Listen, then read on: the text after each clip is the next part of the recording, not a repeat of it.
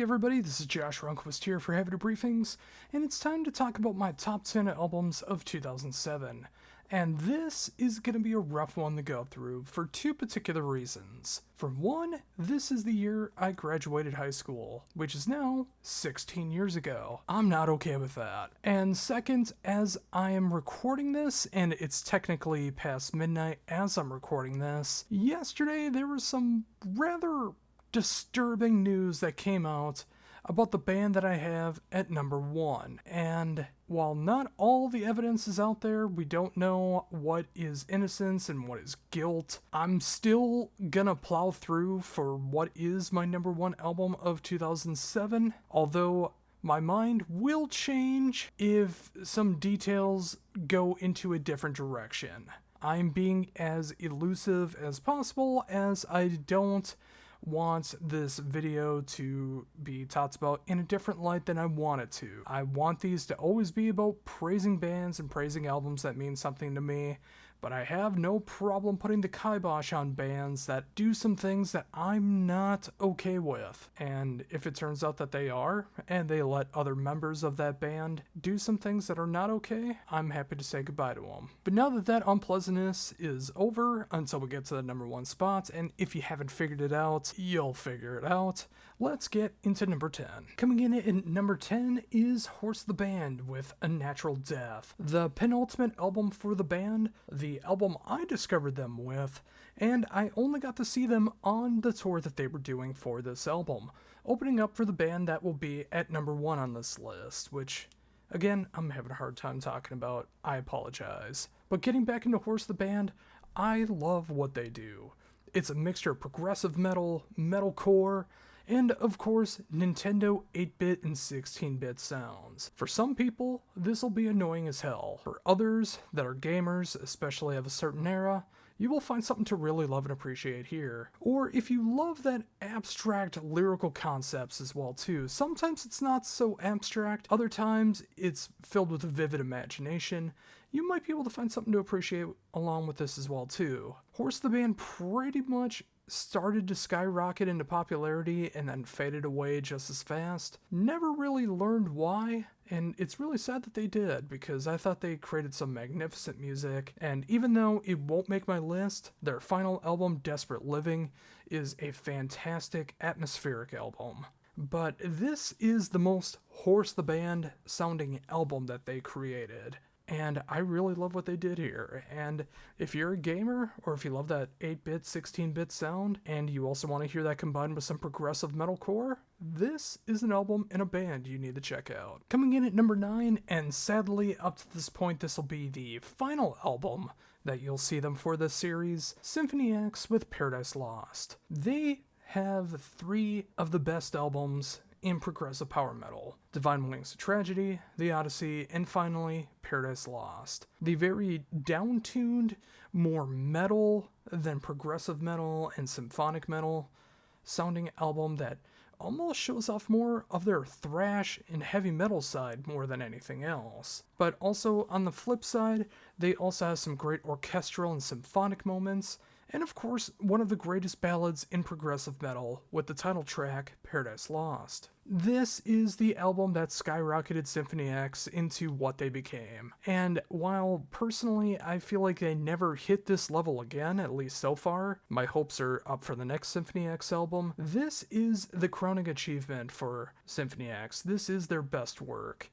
And I say that even though their previous album, The Odyssey, is one of the greatest progressive power metal albums of all time, this still tops it. This is more commercialized, it's a little more streamlined, there's nothing that hits anywhere near the 24-minute mark, but all the songs are super, super strong.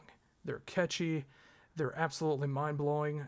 Michael Romeo, one of the best guitarists in the world, and you hear that every time that he does a riff. Russell Allen, of course, one of the best vocalists out there.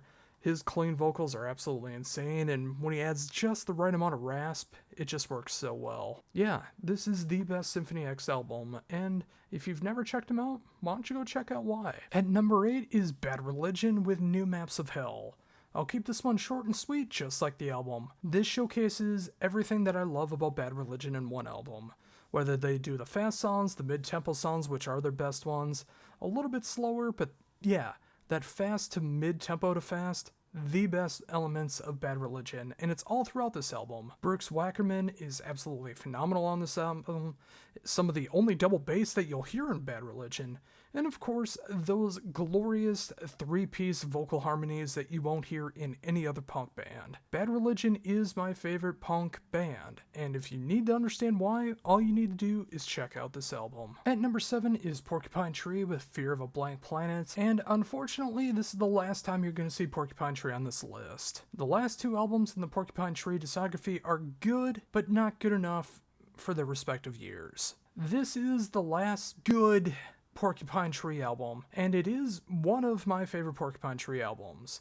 I should do a backwards marathon on Porcupine Tree, although again, I only like from the Lightbulb Sun Stupid Dream era up to Fear of a Blank Planet, so that would be interesting to see how I'd go about that. I could see myself pissing a lot of people off. But some of the heaviest moments in the band's career is on this album.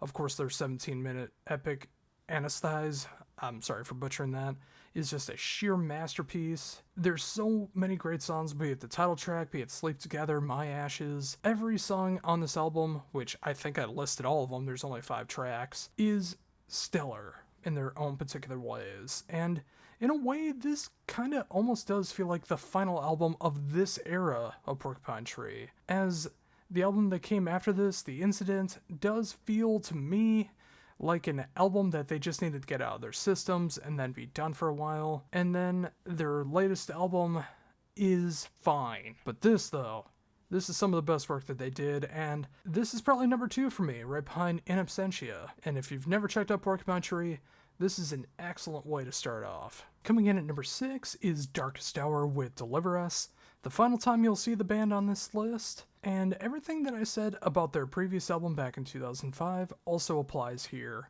It's just done with a little more perfection in my eyes. Of course, also being produced by Devin Townsend, this is just a little poppier, a little catchier, but also at the same time more hardcore, more metal, and a little more progressive. It is an underrated album from an underrated band, and I love this album so much. And if you want to see what lead guitarist on this particular album, Chris Norris, is up to lately, or at least when he was in music, go check out my interview with Chris Norris that is over 3 hours long up on the Heavy Debriefings YouTube channel. There was no plans or notions going into this. We just wanted to go back and forth because we've been trying to do this for about 10 years. And I'm so glad we were able to do it. But we do get a little bit into Darkest Hour, particularly on this album. So, go check that out. And if you want to hear what progressive metalcore is truly all about, check out this album. Coming in at number 5 is the Dillinger Escape Plan with Ironworks. And this could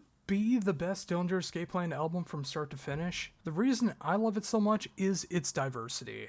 Of course, it has that classic, chaotic, pure adrenaline-filled riffs and songs that you would know them from up to this point, but it also does some more experimentation. The title track, Milk Lizard, these are songs that you never would have expected from the band, and it just works. I love the fact that this band went from pure, absolute chaos into something so diverse. And of course you need a drummer who can pull all of that off, and this is the lone album from Gil Sharon, but he does it so damn well. This album just rules. And if you need a starter album to get into Dillinger Escape Plan, this is the album for you. If you like some more of the lighter stuff, there's a direction for you to go. If you like the more chaotic stuff, there's another direction for you to go as well. But this is an album to get your feet wet with. I couldn't say that better. It's just that perfect, diverse, little bit of everything that Dillinger Escape Plan is all about. Coming in at number 4 is Dark Tranquility with Fiction. And this might be the biggest Dark Tranquility album, I don't know that for sure. But I know it had one of their biggest hits in Misery's Crown, which I was very happy to see, as not only is it one of their better, slower, almost ballad-type songs, but it is just one of their best songs in general, and of course it talks about struggling mental health, which I am always an advocate for. But this album is just so balanced from start to finish, whether you love the heavier side, whether you love the mid-tempo side, whether you love the slower side. Every song just feels like great, perfect Dark Tranquility. It's that great Swedish melodic death metal sound. I feel like the band is very underrated for everything that they accomplish, but when you find a Dark Tranquility fan, you know they are diehard fans and consider them one of the best in the genre. And there is a reason for that, whether it's their earliest material, whether it's their 2000s material, whether it's their newest material, and they are working on a new album right now, and it's going to be very, very strange to see what that's going to be like, as their main songwriter left the band a few years ago. But all of that said, I am so excited to see where Dark Tranquility is going from here, and if you've never checked out the band before, like a lot of bands on this particular list, you should check out Fiction. It's possibly their biggest album, and it can hit you in the right directions depending on where you want to go with the album. Number 3 is Redemption with the Origins of Ruin. And much like I talked about with Into Eternity on the previous part of the list, this is an album that came out at the right time for me. I got to see these guys open for Dream Theater in Minneapolis, the only time I'll probably ever be able to see them. And with the live album that came out after this release, I actually helped name. Of course, 2 other people came up with the same name that I did, but there was a contest that came out to name their live DVD and CD, and if you did it, you got a live autograph with everyone in the band. You got a copy of the live CD, DVD from Prog Power, and of course that release is called Frozen in the Moment, which happens to be from the song Memory, which is track 2 off this album, and it is my favorite Redemption album. Now, things could change, but I just still love everything about this album. Ray Alder just sounds pure perfection on this album. Nick Van Dyke just writes some of the best orchestration and riffs that you'll hear in prog metal, and the album is so dark and so bleak. And that's what I love about Redemption. Much like Evergrey, but and it's funny because Tom England of Evergrey is now the singer of Redemption. It is dark progressive metal. It's not fluffy, it's not flighty, it's dark, it's heavy, and emotionally driven. And if you want to see what I'm talking about, this is a perfect album to start with. But if you want to know a little bit more about them, you may have guessed it, I've done a backwards marathon on Redemption that you should go check out. Coming in at number 2 is Fair to Midland with Tales from the Mayfly, What I Tell You 3 Times is True. That is one hell of an album title. And for a lot of people, this is the debut album from Fair to Midland. It's actually the 3rd album, but the first 2 albums are near impossible to find. They're not available to stream, and they are out of print. So unless you do some things that at least 20 years would have gotten you into court, you're not going to find these albums. But that said, this is one hell of an album if you are going to check out Fair to Midland. And you should check out their next album, and their final album, which I'll be talking about when that time comes. But this album was everywhere for a brief period of time. And I say that in all the best ways, because of the song Dance of the Manatee was pretty much everywhere. And no other song was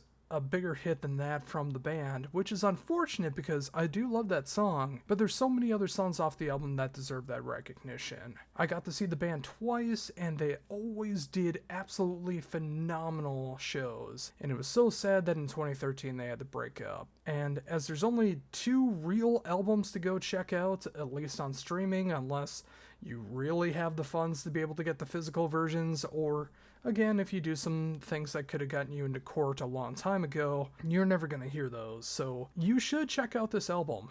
It is fantastic if you're looking for that alternative, progressive, weird, kind of grim fairy tale, very dark lyrical content mixed with some bright, beautiful progressive metal and some of the most insane vocals that you'll ever hear from a band that was on FM radio. And finally, at number 1, which I alluded to so much throughout the list, it's Between the Beard and Me and Colors. And I'm gonna have a hard time talking about this because of obviously the stuff that's been alleged against Dusty. And as I'm recording this, it's not even been 12 hours since the news broke. So I am still unsure of what the band is going to do. I'm sure of what he's going to do.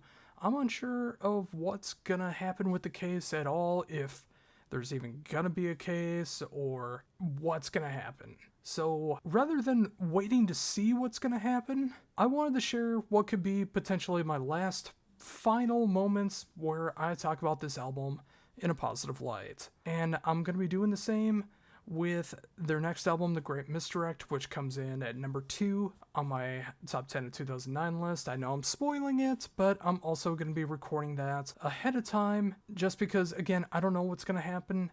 I may never talk about Between the Buried and Me again, or I might be able to have good passing thoughts on this, and the band might do the right thing and kick Dusty out. I don't know what's going to happen, but again, final thoughts. This album changed my mind, or my life musically, with the way that they create progressive death metal.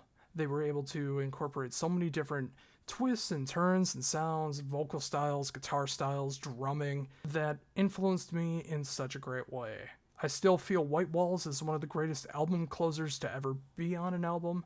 Again, with an asterisk for everything that I just said. And I got to see this album live in its entirety back in 2007 with the band that showed up on number 10 here, Horse the Band, opening. I got to meet one of the longest running friends I ever had, Kyle, at that show. We met for the first time. I went with one of the only friends I ever had in school, Mike, who we talked a couple times before the pandemic, and then it kind of just, I don't know what happened. But it was a life-changing show for me.